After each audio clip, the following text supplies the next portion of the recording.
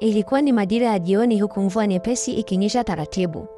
Kijana mmoja aliyeitwa Joseph alikuwa katika usafiri wa basi akielekea mahala alipoishi.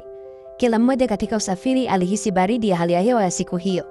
Dereva aliendesha gari kwa umakini sana, na hatimaye baada ya muda basi ilisimama katika kituo cha mtaa wa Mabuyu, na hapo abiria kadhaa walianza kushuka, akiwemo kijana Joseph. Joseph alikuwa ni kijana ambaye kazi yake ilikuwa ni kupiga picha, na alishuka akiwa na mfuko wenye vitendea kazi vyake. Watu walipokuwa wanashuka, alishuka binti mmoja pia ambaye alionekana kuangaza huku na kule, kama vile hakuwa mwenyeji maeneo haya. Joseph alimwona binti huyo na alitamani sana kumsaidia.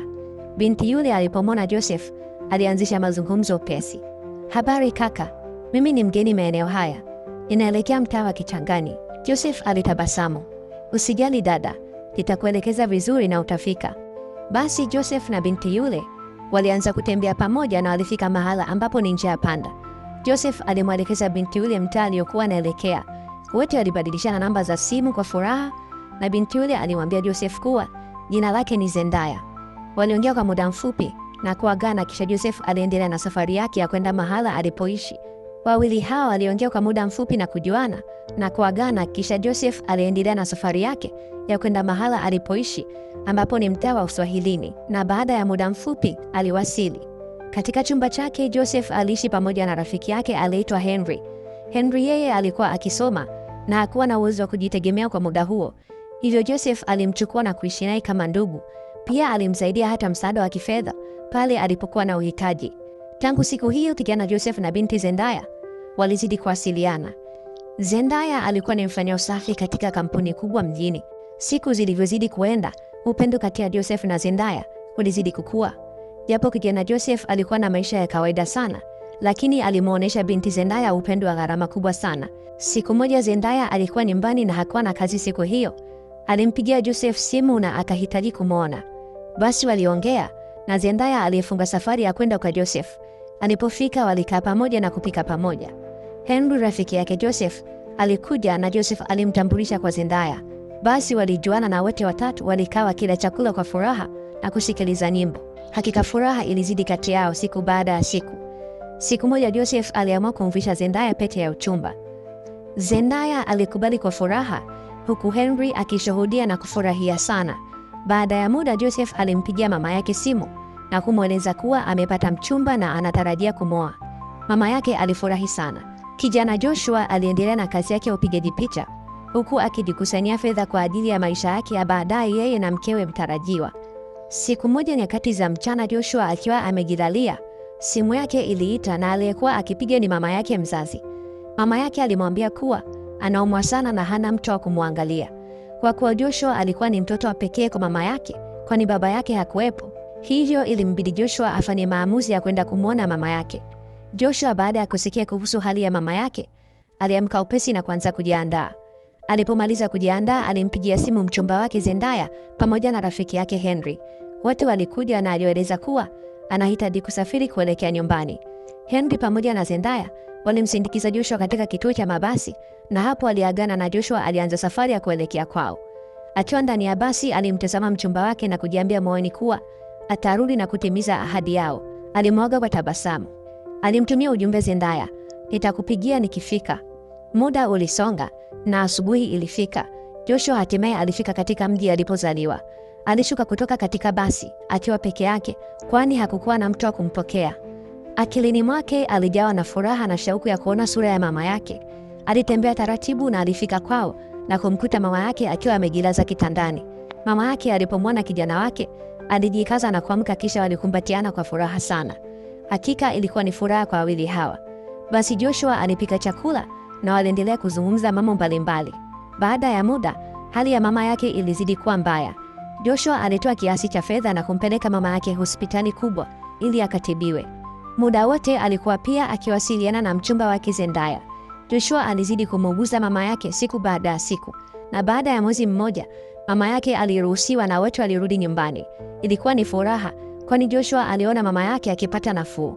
Lakini jambo moja halikuwa ni la kawaida kwake. Zendaya mchumba wake hakuwa akipatikana kwenye simu tena, na wala hakumpigia kabisa. Joshua aliingiwa na wasiwasi.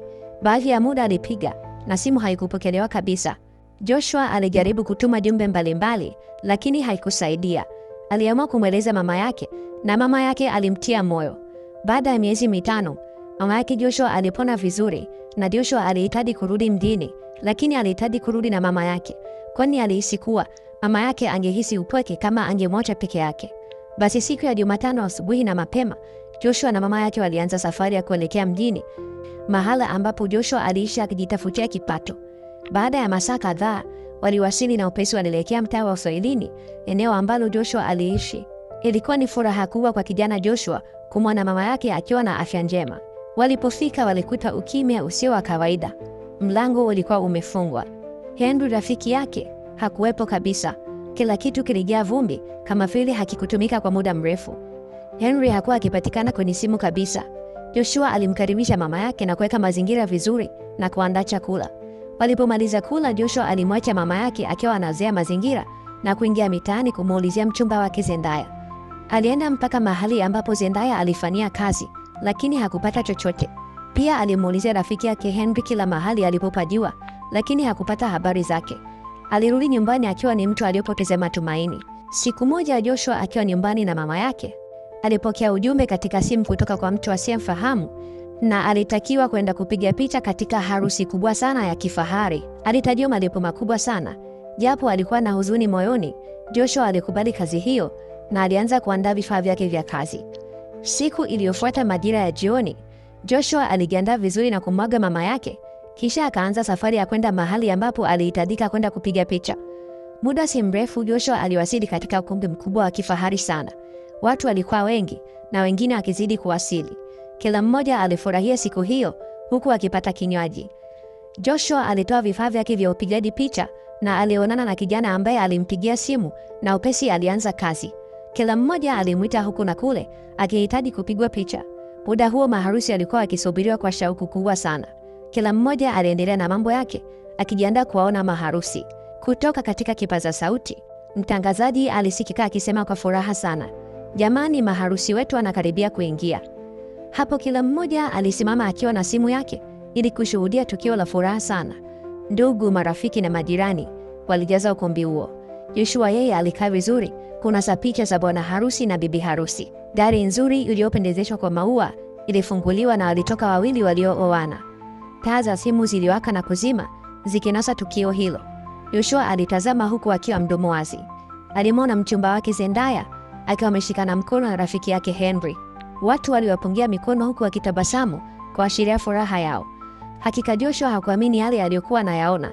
Mchumba wake sasa alikuwa ni mke wa rafiki yake kipenzi, rafiki ambaye walikuwa wakila sahani moja na walipita katika mambo mazito na mepesi pamoja. Joshua hakuamini kuwa harusi hii ilikuwa ni ya mchumba wake akiolewa na rafiki yake. Kamera ya Joshua sasa ilibadilika na kuwa kitu kizito sana, kwani alikuwa akipiga picha ambazo kwake ni moto uliochoma moyo wake.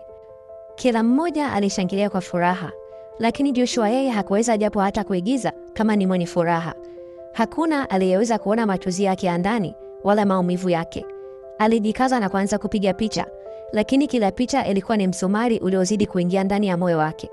Zendaya akiwa ameshikana mkono na Henry, alimwona Joshua mchumba wake wa zamani na alijawa na aibu, huku akitabasamu kwa nje na ndani akihisi kuwa furaha yao imekuwa maumivu kwa mwingine. Muda ulisonga mbele na kila mmoja alitawanyika. Joshua alibaki akijiuliza kwa nini Zendaya amemfanyia yote haya. Joshua alirudi nyumbani na kumuuliza mama yake yale aliyoyashuhudia. Mama yake aliumia sana na kumwonea huruma kijana wake. Joshua alijikaza na kuhariri picha zote, kwani alishapokea malipo yote. Katika picha moja alimwona Zendaya akimtazama huku akitoa machozi, lakini hakujali. Kila picha ilikuwa ni kisu kwake, lakini alimaliza kazi yake kwa siku chache. Kiasi cha pesa alichopata Joshua ilibidi ahamie sehemu nyingine nzuri zaidi, kwani alihisi mahali alipokuwa sasa hivi palibeba kumbukumbu zenye maumivu ndani yake. Alihamia sehemu nzuri na kuanza maisha mapya yeye na mama yake. Baada ya siku chache, Joshua alipokea ujumbe kutoka kwa Zendaya. "Samahani Joshua, najua nimefanya yale ambayo sikutakiwa kufanya. Naomba tuonane tuongee zaidi. Huenda ukanielewa."